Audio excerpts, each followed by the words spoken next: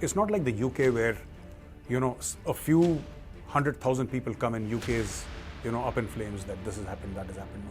In India, it is happening by the train loads and it happens every day.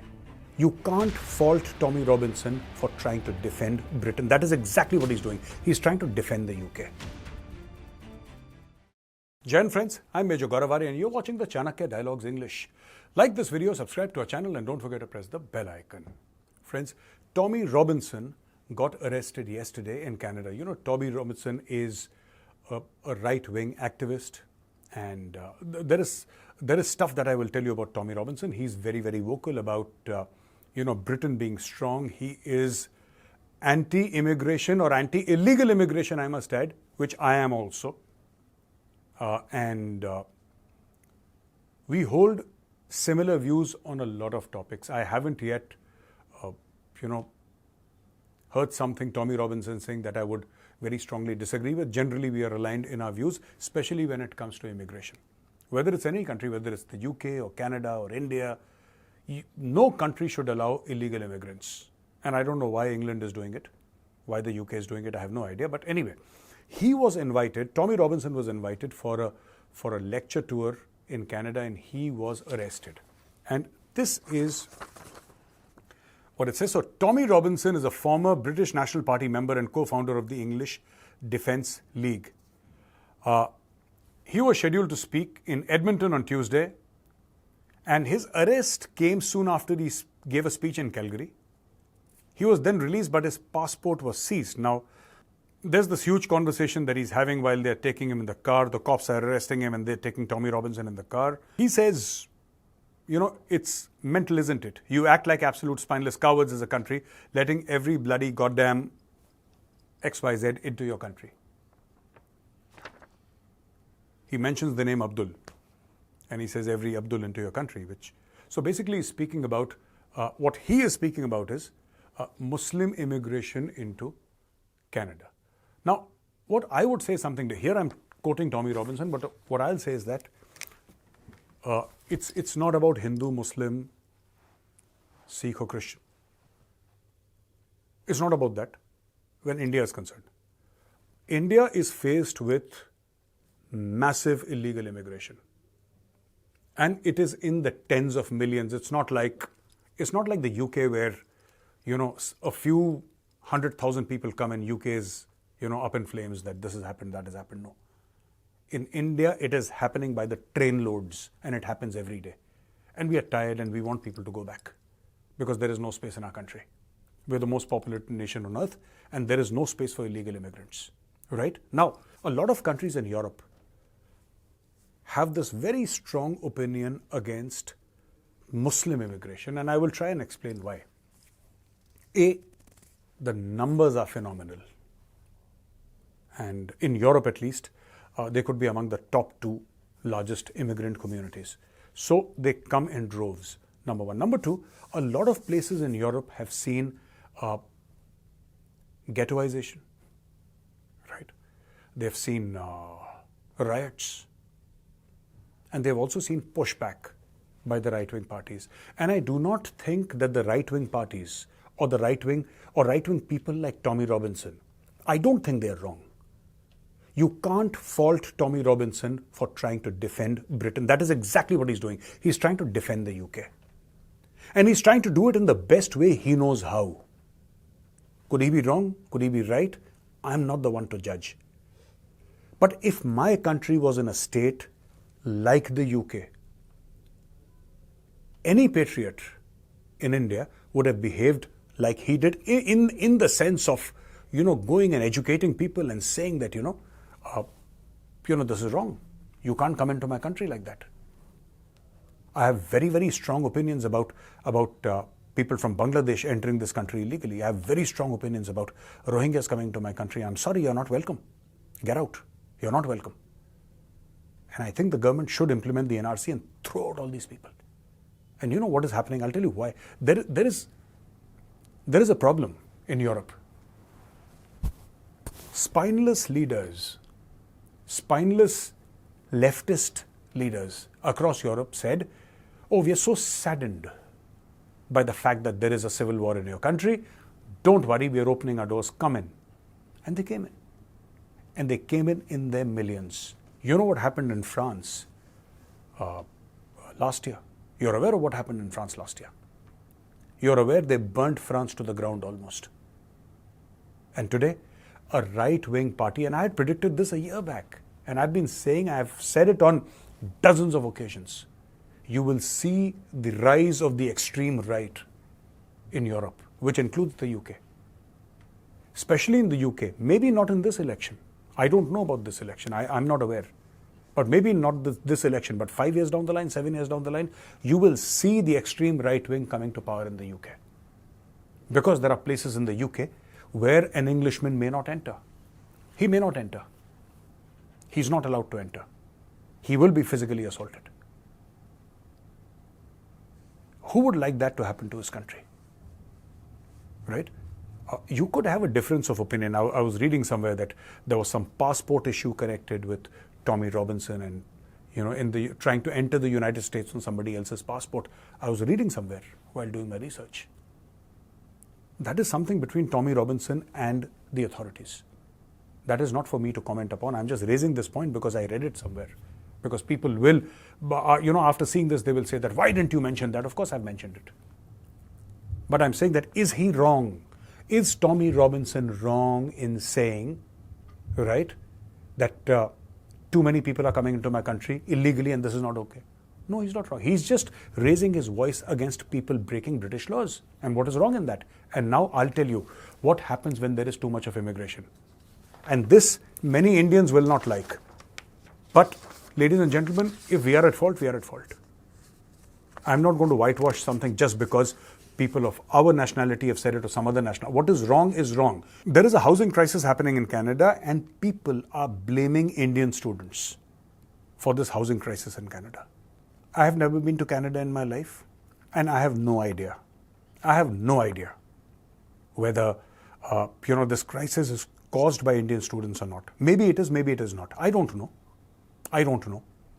But the fact of the matter is that there are so many Indian students and they live a dozen to a room in somebody's basement here.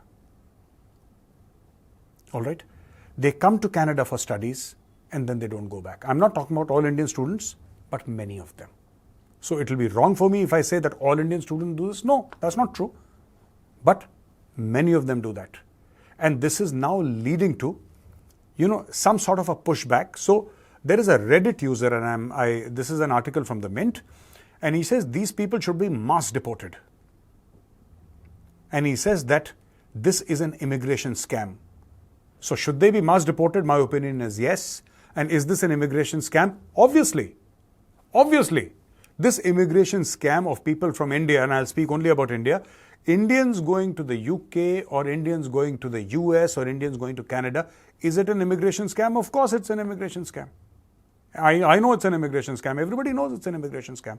You make up some stupid story about how you're being oppressed in India. Some fake letter you get from somewhere, and that's it, yeah. That is about it. Now look, what this says is that the user suggests mass deportation, asserting that 99% of these students do not meet Canada's skill requirements. I don't know about the 99%, let me be very honest. I'm not sure whether it's 99% or 89%. But yes, every illegal alien must be deported, unless he has valid reasons. And the courts of the country or the government should be the right judge, figuring out whether we want this person or not. Whether we want him or not, right? Every individual is an asset. I would request the UK, Canada, and the United States of America and the rest of the European countries, please, if you want people from any country, whether it's India or whether it's any other country in the world, please take people who are assets. Do not take liabilities. The problem with you guys is that you think everybody's problem is your problem. If there is a civil war going on somewhere in some country, it's your problem. If there is crime in some country, there is a problem. If there is some government is taking action against people of the gay community or homosexuals, it's your problem. It's not your problem. The United Nations is meant for that. Take it up in the UN on behalf of that country. If you want to give money, you give money. But when you give somebody your passport, when you say that, hey, here is the British passport, You're letting that person into your house and you don't know what that person brings with him. I'm not saying all immigrants are bad. I too have relatives who live in most countries, yeah, and 5-7 countries I have relatives there. But I'm happy to say that all of them are highly qualified and they've gone there on merit, and it's everybody's wish. Would I go to a Canada to settle down? Would I go to a UK to settle down? Would I go to a United States of America to settle down? Never. No. I would not do it. But I don't grudge anybody else who does. It's your wish, yeah. You want to go to Canada, go to Canada. When you go to Canada, when you break the law, and when the police ask you, where are you from? And then you say that you're from India, it shows the country in a very poor light. And we are all working very, very hard to make sure, all of us, I'm saying 140 crore Indians, are working very hard to make sure that, India comes up. India looks good in front of the world. And these people are letting India down by crossing illegally into other countries. I absolutely don't support this. He says the Indian student protesters are credited for highlighting the immigration system scam, bringing attention to the housing impact and the LMIA, Labour Market Impact Assessment scams. The user argues that these individuals should not be considered students. They allegedly gamed the system, violating their commitment to leave after the studies. So the study permit becomes invalid 90 days post-study completion or the permit's expiry date. To stay in Canada post-study, students must maintain valid status. And, the user criticizes scam lords. He's calling them scam lords because they've gamed the system. They're scammers. Overcrowded rental properties, particularly in Indian majority areas like Brampton, suggesting heavy fines for such practices. And you see, Indian students went on a strike there. I don't know why Indian students went on a strike. You chose to go to Canada, right? And you said that you were scammed. You were scammed because, okay, it's wrong what happened. And if that person is in Canada, you file a case against him. If he's in India, you file a case against him. But to say that you were scammed and you want citizenship or you want to be allowed to stay back, I don't think that's the right approach. I absolutely see. The right-wing parties in Europe may be doing some things which I do not agree with. But on this point of illegal immigration, I'm absolutely with them. I could have differences with them on many other subjects. But in this issue of illegal immigration, we are sufferers too. Like we don't want Bangladeshis, we don't want Rohingyas in India. Similarly, they don't want people of other countries just coming and invading their countries. And I would say that irrespective of the nation the illegal immigrant is from, irrespective, he could be from India, he could be from any other country. Very, very strict action should be taken. Person should be deported immediately. Now, ladies and gentlemen, for the question and answers. The first question is from Partha. He says, my question is that Sadhguru has said, let us pledge not to use cutting-edge technology to make weapons. Defense is needed, but do you think what he says is possible? Wasn't a weak defense the reason for us suffering multiple invasions? So, Parthaji, I am not aware whether Sadhguru said this or not. I am not aware of this, so I will not make a comment. But on the broader question, keeping Sadhguru aside, the broader question that should we use cutting-edge technology to make weapons? Absolutely. We should use everything that we have to make efficient weapons. I'm not a holy man. I'm a soldier, and this is my answer. Pranav Venugopal, are submarines, especially nuclear power ones, superior to aircraft carriers in the 21st century? If so, then why are we making more aircraft carriers? Sir, there is a basic difference between a submarine and an aircraft carrier. A submarine goes underwater, an aircraft carrier is over the water. Submarine carries only equipment and manpower. Aircraft carriers carry aircraft, they carry helicopters, they carry attack helicopters, they carry transport helicopters. These are two different things. It is like saying what is more important, food or clothes. Kumar Rituraj, all right. Do you think it's feasible to consider Boeing 15EX Eagle 2 for the deal of 126 multi-role fighter aircraft?